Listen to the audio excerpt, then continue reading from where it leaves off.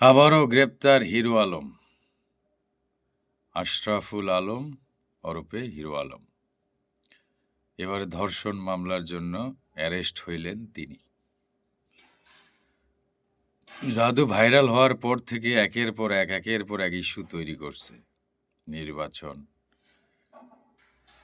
একের পর এক প্রেমিকা, স্ত্রী, তারপরে বান্ধবীগণ সবাইকে নিয়ে একের পর এক দিনের পর দিন ট্রল হচ্ছিল লোকটা।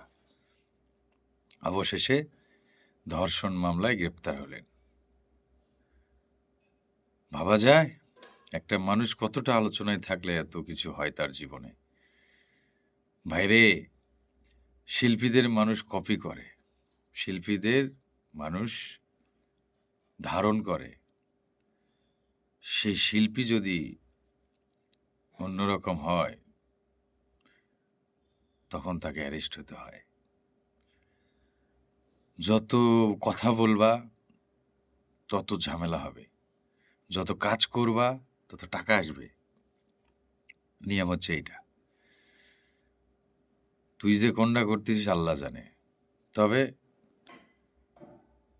সুস্থ তদন্ত সাপেক্ষে ছেলেটাকে ছেড়ে দেওয়া হোক।